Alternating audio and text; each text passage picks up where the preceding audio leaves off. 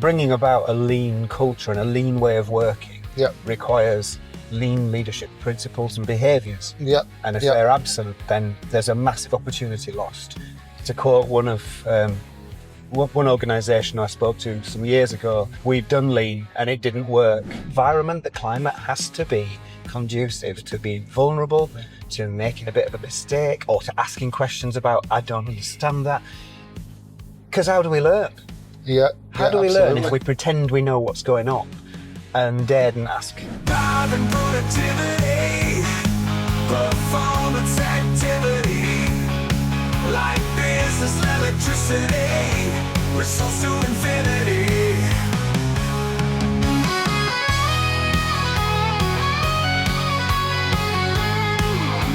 Welcome to Driving Productivity. I'm Harji. I'm here with the incredible Andy Chilton today.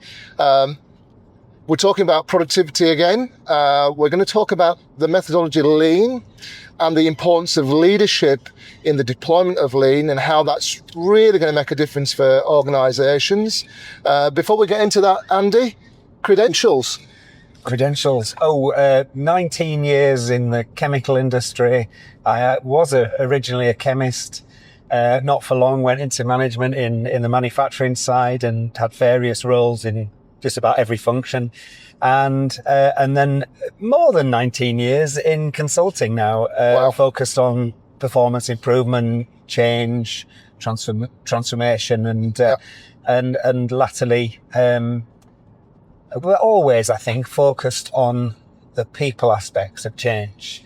And at one point I had a business called Path for Change, and Path stood for people at the heart. Oh, brilliant. So I've always had a passion for team development, people development, and just really helping people to be the best they can. Well, that's brilliant, because true transformation comes from the people, doesn't it? Ultimately. It does. Well, yeah, absolutely. And outside of work, what are the things that you enjoy doing? Enjoy or endure. I have two visualers that need a lot of walking, so I do a lot of walking with the dogs. I've got 3 grown-up kids, 2 identical girls in that mix, who are now mums. So I've got 3 grandkids, and that's keeping us busy as well. And I still do some gym work like yourself, Harji, as much as I can. And try and stay fit, and bit of community work and stuff, and enjoy a few little hobbies, a bit of DIY. And brilliant. That's about it, really. Well, you're looking good for a granddad. Oh, yeah. So well done, mate. I don't dye the hair either. Youth comes in a box. That's it, yeah. Super. Okay, so we're going to talk about lean, the methodology. Lean's often sort of relate to Toyota, the Toyota production system, but also the importance of leadership in the deployment of lean. Because I don't know about you, but I've seen lots of failures in lean deployments.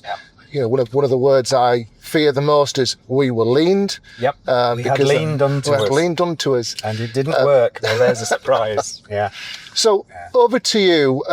Tell me about the importance of both lean and lean leadership. What are your thoughts? I think like you just mentioned about lean being done or done on the side or whatever, and not really being fully sponsored, properly led, with regard to lean leadership principles. I think it's a real shame, because there's an opportunity for the organisation that's undergoing that to really maximise what they're capable of doing in terms of adding value to the customer, in terms of reducing waste, in terms of therefore having a fantastic environmental positive impact, even if it's reducing the negative, and the usual benefits that come from all forms of waste being reduced, profitability and everything. But there's a massive risk. And I think McKinsey did some research and found that 70% of change fails because of leadership. Well, that applies also to lean. Bringing about a lean culture and a lean way of working requires lean leadership principles and behaviours. And if they're absent, then there's a massive opportunity lost. And worryingly, when change does fail, you either don't get a chance at it again, because, to quote one one organisation I spoke to some years ago, we've done lean and it didn't work, and they were hissing and booing almost about it. Yeah. It was quite sad. And but bizarrely, they'd just gone through a lean simulation, but we didn't call it lean, and they loved it. All right. Okay. But it's just one of those things where if something is seen to fail, it doesn't get a second chance. So what are the factors that exist for that failure to happen? Well, I think lean. I think productivity. I mean, whether we use Lean, Six Sigma, whatever the tools and techniques are, I think it starts at the very, very top in terms of commitment and sufficient clarity and understanding by the leadership team to make it happen. And if that's not there, then there's some work to do initially. If it were me learning what I've learned in the past and having tried to do lean from the middle and really had to work hard to do that, I would definitely say that the first step is getting the leadership team on board and really understanding sufficiently what it is all about and what's required from them. So building curiosity, building pull. Curiosity, clarity, absolutely. I like to get them to the point where they agree that they're going to be impassioned about it. Yeah. I've got a great example. My uncle, my dad's youngest brother, he's an engineer, award-winning engineer, worked for a huge company, 75,000 FTE. He was one of the directors there. He turned around a factory. Now, he didn't call it lean. He called it the way of the samurai, right? Yeah. Call it what you like. Yeah. But he was impassioned about turning that factory around. So this was driven by a purpose. I need to turn around the factory. We don't want to make people redundant. We want to, give them for this small community, a great factory that creates employment, creates wealth locally. And the way to do that was to change the standards. Yeah. We would recognise it as lean leadership. Yeah. I mean, there's a lot of... I read a book, Gung Ho, some years ago, that book. Which is a fantastic novel of a true story about turning a business around that was originally down for shutting down. Yes. And what a wonderful story, and something that really got me impassioned about leadership and about engagement and about lean. Yeah. Without actually going into the sort of mechanistic elements of it, if you like. It was just wonderful to sort of read that on holiday, by the pool. I don't read many books. So that's it is a great book recommendation, Gung Ho. I think somebody else on one of the podcasts mentioned it. I think Howard Montagu mentioned it as well. It's a fantastic book because it's really simple. Yeah. And the principles are simple as well. Yeah. And those principles, I've seen them work. Yeah. So in the number of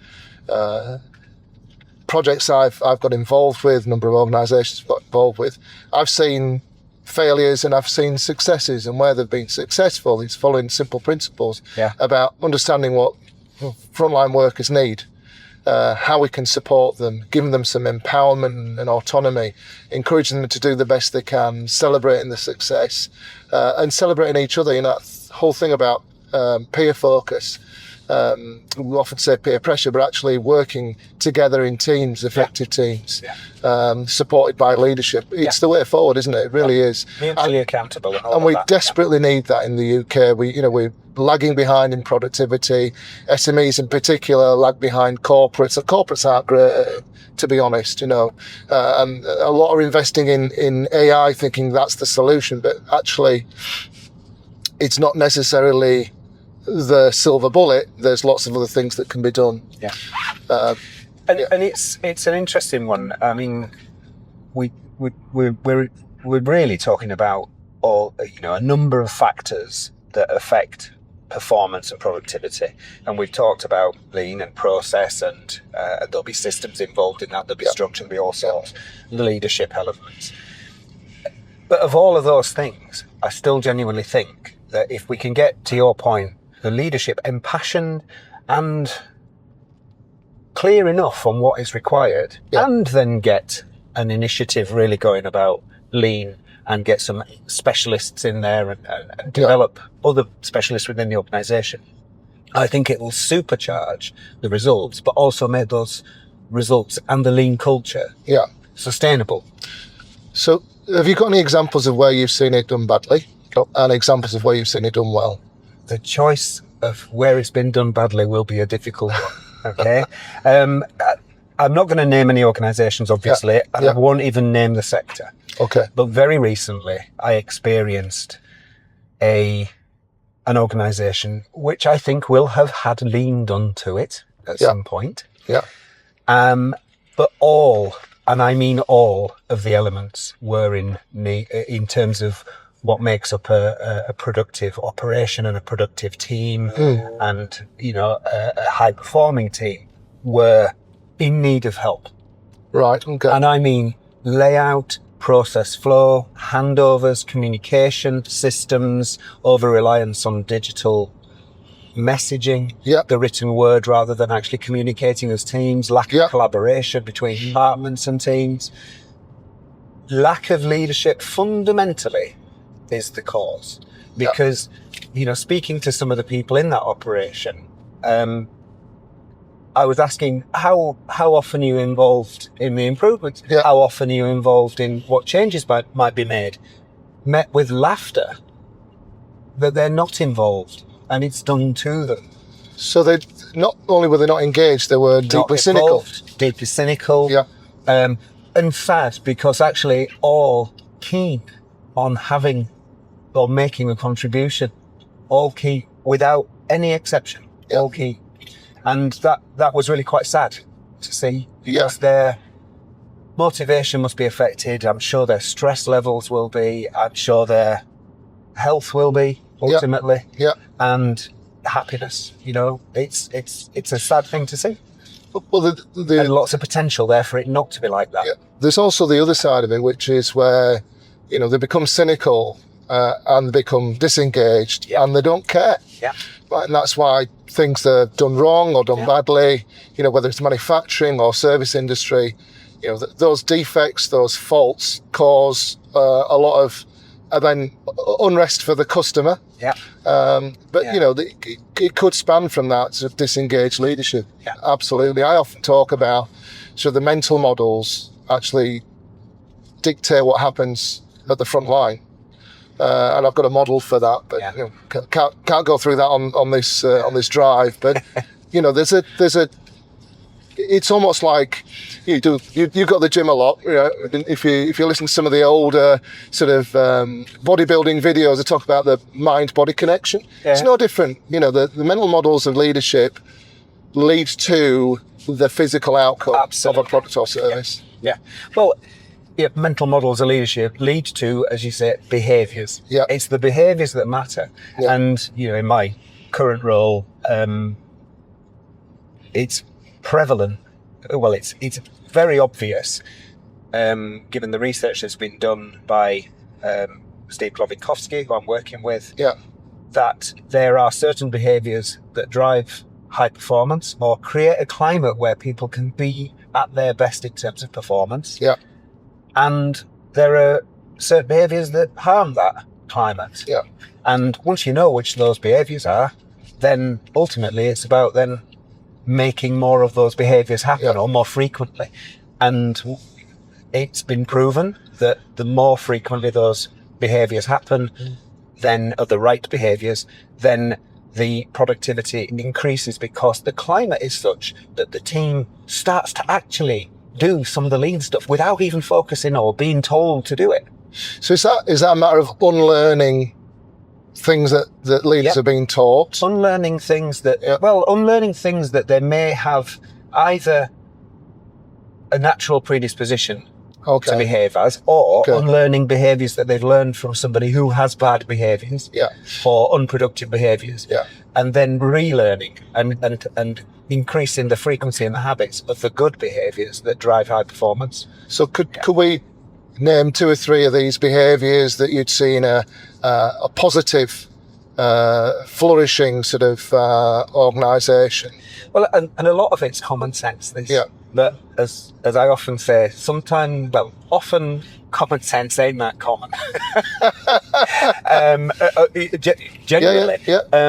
But for me, and for you, and for anybody that's been successful at improving any productivity or getting teams to do the best, you make your mistakes, you learn from those things. So there's something about a self-awareness, which is one of the competencies and behaviours, if you like, and a willingness to change your behaviour in situations that require different behaviours, situational leadership. So that will be, one of the key behaviours, if you like, an ability to engage people in different ways. Yeah. But the sort of core aspects of this are teams always need clear direction. They always need to know what is expected in a clear way. And it's not about being transmitting it only. It's about checking the understanding of it. So that'll be a key behaviour, making sure people are clear. And is that like is that a mission or a vision sort of statement? Or well, yes, at a high level. Purpose? What are the yes, at a high level, absolutely. Yeah. But it's about really having a discussion with somebody, a two-way discussion about making sure that the team understands what is expected of them. Yep. Great. That will be a key behaviour, if you like, or one of the key behaviours. Yep. And I guess the other aspect of this, rather than it being described as a behaviour, so this is about being directive. It's okay to be directive. Yeah. In fact, it's essential to be directive. But what's also essential simultaneously is to be genuinely, truly concerned for the people that you are leading. That's brilliant. To get them to follow and to be part of and belong, rather than feel done to or ordered. Yeah. Yeah. Yeah. And that combination simultaneously, not one time and the concern at another time, simultaneously will drive a high performance climate where people feel motivated in an energized way, in a healthy way, to do and be their best. Which is fact. One of the challenges I see with that for SMEs, particularly in organisations that have grown up, with the founder, is the founder has a way of doing something, and they've always done it that way. Yeah. And what's impressed upon people is this is the way you do it, rather than is there a better way? Because of course, when organisations grow and perhaps the process doesn't grow with it, you're stuck in poor processes, inefficient processes. Yeah. But a founder is pushing their way of doing things. So it's a really good point. And it's a normal thing. I mean, what is it? The Grenier curve, where you hit your crises of growth at certain stages. The way we work in one phase might not necessarily or won't necessarily be the route to success in the next phase. In fact, and this is where the crisis comes from, because there's a change in behaviours, ways of working, habits, expectations, leadership, styles maybe, but the actual behaviours will still remain the same. If you want your team to be the best, then it's about that partnership with the team. Couple that then with the leadership, with the lean processes and principles and tools and techniques and just the ways of working, if you like, and Six Sigma techniques, everything. And you will really, really achieve some good stuff, because people are really clear, they're really committed. Yeah.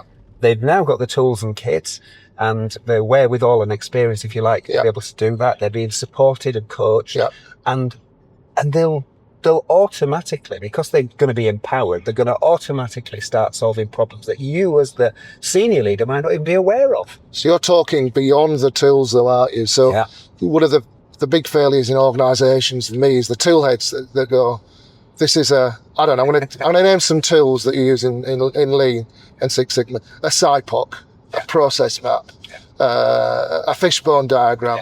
Look, they're all useful, but actually, when they're used in the context of great leadership, and as you say, true engagement, true concern for getting, support in the frontline staff, that's when it becomes powerful. Otherwise, it's just a tool, isn't it? And, when you get a hammer, everything's a nail, right? Exactly. And that's the thing. It's about the tools being used at the right time for the right purpose, intelligently. So you don't need to have the entire kit bag popped out on the table and use every tool in the kit. Well, you don't need all the tools in the kit either. No. Well, exactly. Yeah. And I think, this is one of the things that's always both bemused me and scared me at the same time, is that the more we label things and come up with fancy sounding tools and what have you, the more scary it is to people. Yeah. And I think it tends to be a bit of a turn off. Most of the tools, most of the ways of working in operational improvement are, again, logical, common sense, but they've been codified and fancy titled. Yeah.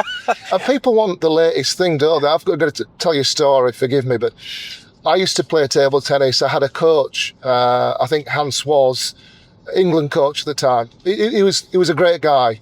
And he has a great backstory, Hans Suver. And he used to get really annoyed with me because he'd say, you want to learn the fancy shots, but really, you need to build on the basics and get the basics of their muscle memory. Yeah. And I think what I find is people think some of the tools or methodologies are old school and they're looking for a new version or the latest thing to do. But here's a great example. Dr. W.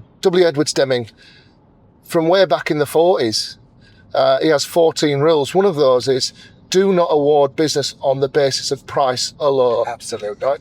That is as relevant today as it was 50 or 60 years ago. Yeah. So I think, it's building on those basic foundations and making them muscle memory. That becomes the way we do stuff around here, doesn't it? It does. Yeah. And you bang on as well about the whole, by the way, ping pong superstar, who knew?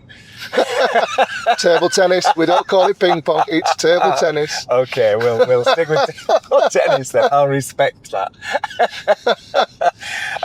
But yeah, I think you're absolutely right. The basics have to be in place, and it is about building skill slowly. And you need to be okay to make some mistakes. Yep.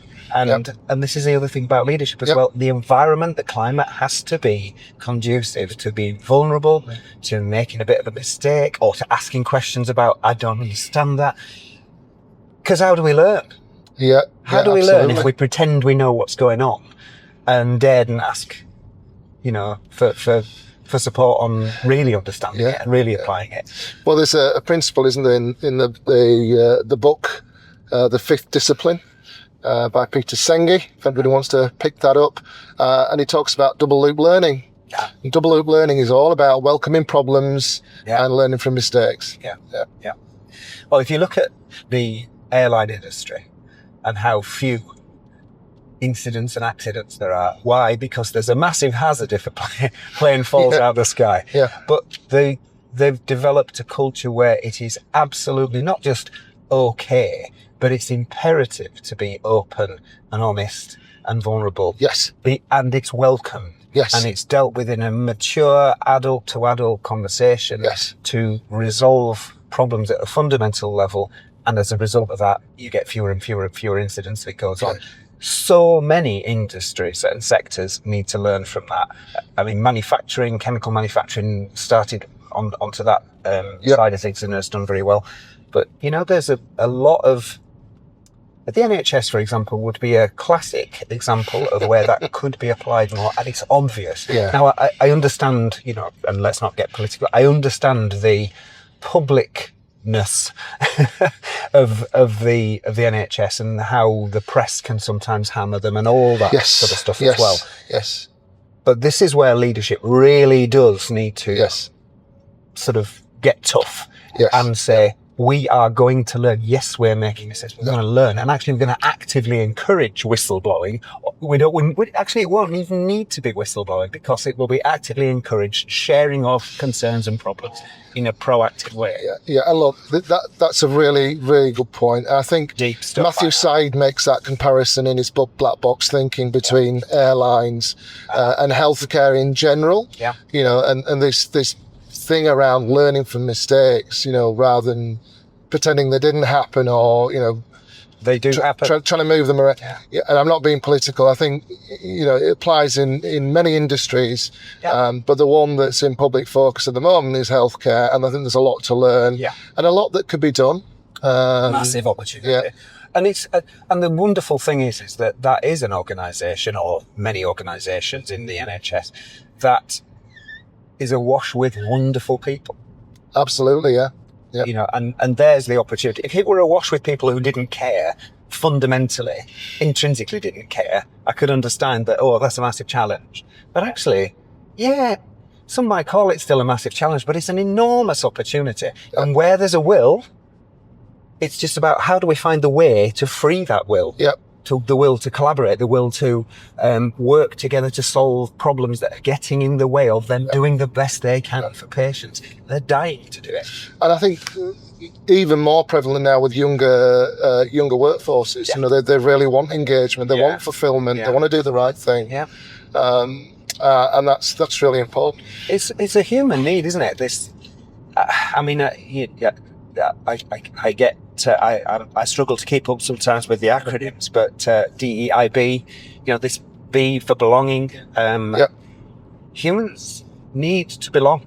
We need to belong in a community. So this, you know, there's lots of commentary about, you know, Gen Z isn't very loyal and all that stuff. Well, hang on. Humans want to be part of a community, and you know, we have to lead in a way which engages people, regardless of all those labels that are going on. We just need to engage everybody.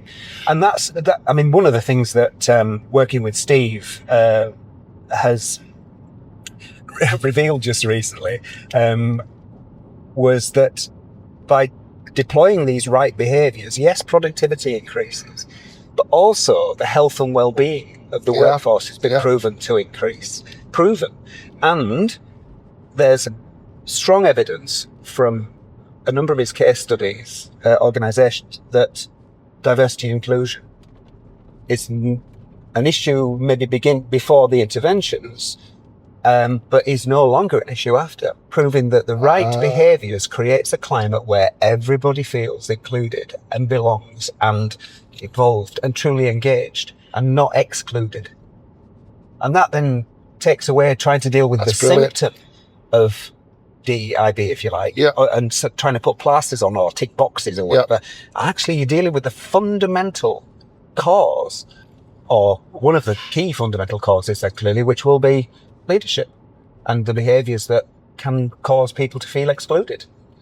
Brilliant. It's both subtle and profound, but you know, it's so important. So it's a huge subject where we're touching the tip of the iceberg. Absolutely. But there's lots of good material out there. Steve's book is called... It's Behaviour Stupid, funnily enough. Okay.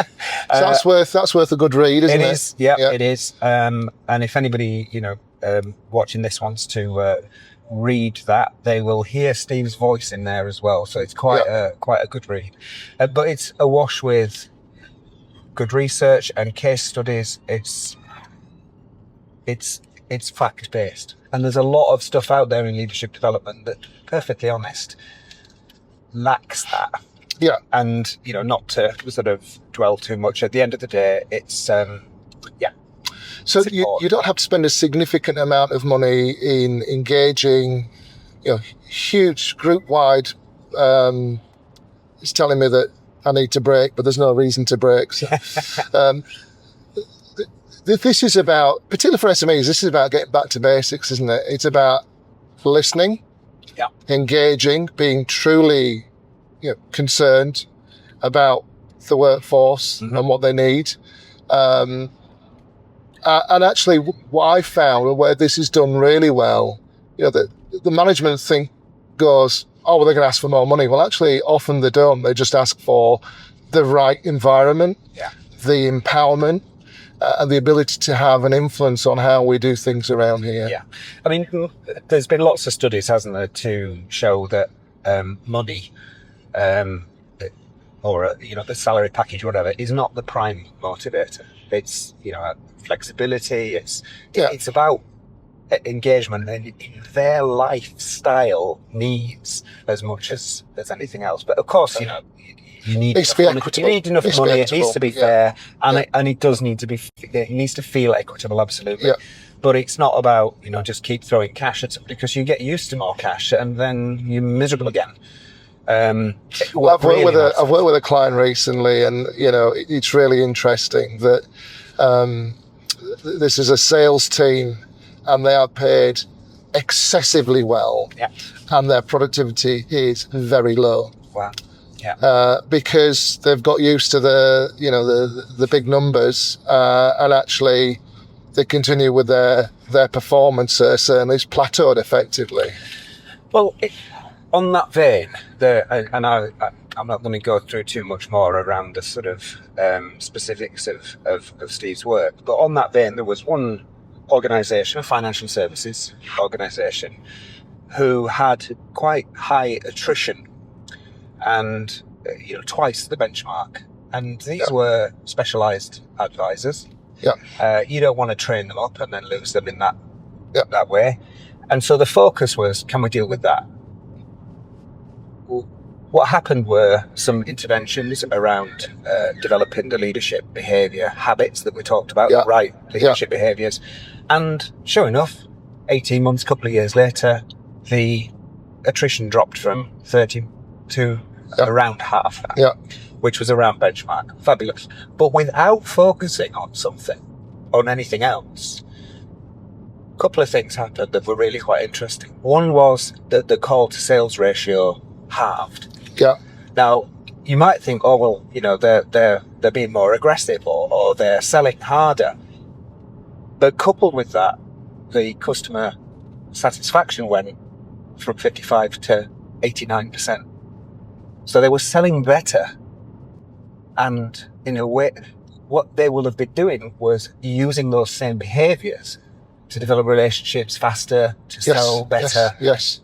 And they were motivated to do that and enjoying it. So, from a sort of impact that you don't expect.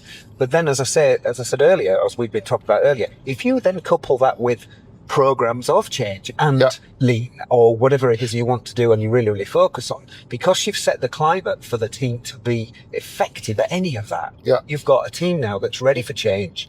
You've got a team that's ready for high performance, motivated, intrinsically. And it's fantastic. Brilliant. To sort of see that. And it does work, right? I've seen it work so well in organisations, and you can transform an organisation very rapidly. But you have to really engage the workforce. There has to be that passion for that change as well. And there's a few other things. We can't cover them all on the podcast, but there's a lot that can be achieved very easily, particularly in smaller organisations. And you talk about belonging. I think it's Simon Sinek's research suggests that we operate in tribes of about 150. Well, for SMEs, that could be about their size. But for departments in organisations, that's about their size. And actually, you've got that group size that's really set up for success, but it's the way we work with them that makes the difference. Yeah, exactly. So for those people that are listening, finding you really interesting, asking about your moisturiser because, you're looking well for a granddad. I'm only 28. You started early. What are the two or three things they can start doing tomorrow to help progress their organisation to better productivity based on the conversation we've just had? Value and immediately involve the brains on the front line. Whatever it is the front line is, whether it's selling widgets or it's the NHS or it's whatever, get into those brains. But you do that in a way which is authentic and caring, and set goals, set directives, absolutely. Say, this is what we need to do and we're going to do it. Now, how can I help you? There's a fantastic Netflix series. I think it's Netflix, and there are other suppliers out there. Don't worry, we're not the BBC. But it's called New Amsterdam. Right. And I think that is a very good example of how a leader should behave. There are some interesting learnings and things going on for that individual in there. But his catchphrase seems to become, how can I help? Yeah. And it's a little bit around servant leadership. Now, the ideas that everybody in New Amsterdam Hospital have in this drama are fantastic, and some of them are off the wall. But he gets behind them, and the results are really fabulous. And I have seen similar things happen, small scale, large scale, Yep. in other companies. Gung Ho is a great example Yep. of that. Yep. And I mean, an example in my past was when I was challenged to improve the performance of a chemical plant and was really flummoxed and spent 24 hours thinking, oh my goodness, I cannot do this. And I just flicked back to, what am I doing? What am I trying to do solving this myself for? There's a bunch of people, and I got anybody and everybody that knew anything about that plant ever, from PhD chemists and engineers through to the plant operators. And the best idea, after we'd done the brainstorming and the evaluation, the best idea came from a plant operator. Quite logically, it makes sense, because they knew every valve and everything about what would cause problems. And the goal that we had was, I think it was 10% improvement in product throughput, and a 10% reduction in downtime. And that one idea, which cost very little, and the team really worked well, multifunctionally, to get it in place, was about £6,000. Right. And I think it led to a profit of more than £2 million a year. Wow. And it gave us a 15% improvement and in throughput, and a 90% reduction in downtime. Wow. And it was one idea out of about 300 ideas. But that's the whole thing about creating a space or an environment where people can have a voice. Yeah, absolutely. If you don't ask, you'll never get those ideas. And honestly, in my experience, certainly in the chemical industry, but in everywhere I've worked, the front line, they know the pain. And they want to deal with that pain. They are motivated to get rid of that pain. And so, they're Perfect. There's gold in them, their hills, for sure. And what else then, Andy? So that's involving folks. I do think it is vital to understand and get better at the right behaviours in leadership. I've said that already, but I think that's an absolute fundamental principle here. If you cannot create a climate for high performance, you will be pushing custard uphill. It's really hard. No matter how expert and wonderful you develop your team of lean Six Sigma experts in your organisation, they will be pushing uphill if you haven't got the leadership behaviours right from the top. And I mean, obviously, the usual stuff around measurement and making sure that all of that's wonderful. Making sure you measure the right things. And measurement's different to targets. And measure them accurately and correctly as well. And also, that's a really good point about measurement. I use an analogy, which I'll try to describe with my hands a little bit. But we've talked about this, I think, in the past, about when we measure something, we need a critical measure. Not critical as in we're going to kick somebody because it's not good. Critical as in it needs to uncover the opportunity or problem, whatever you want to call it. Yes. And so if we've got a sort of sea level up here and we can't see the rocks and mountains underneath, which might represent our problems, well, then we don't do anything about it. And it's when we drop the sea and we start to see these peaks and, this is looking a bit rocky and a bit dangerous, then we can start to deal with it. I've got a great example of that. So I did a piece of work for an organisation, and I've got lots of experience in different things. This was sort of buildings management, and reduced cost had sort of reduced the number of maintenance engineers they had, and so the building manager would walk round, and the building manager was there really to do customer service type stuff. So they weren't experienced in facilities management, and they did a check of the boilers, and what they were looking for were red or green. And if the boilers, the pressure needle wasn't anywhere near red, it was fine.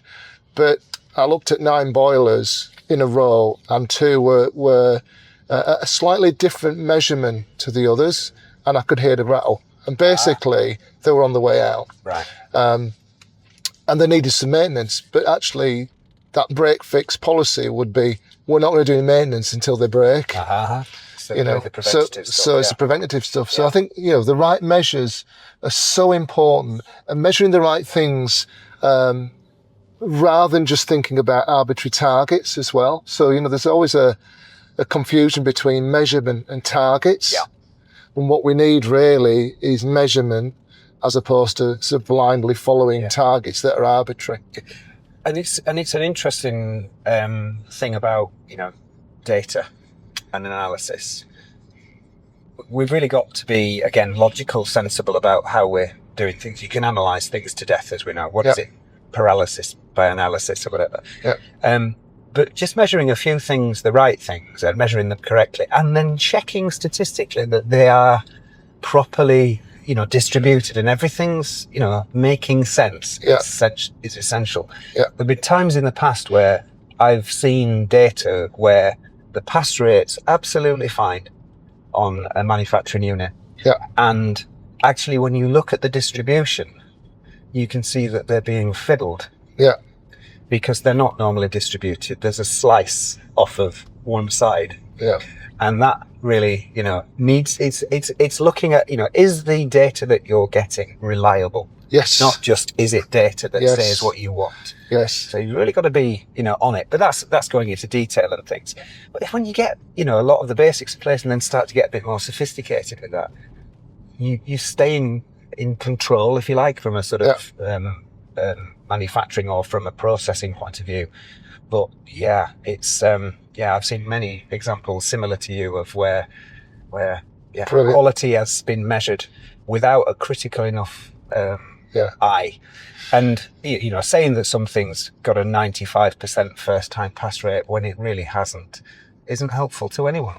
It's like measuring the number of calls we answer rather than the number of calls we get wrong in a call centre, for example.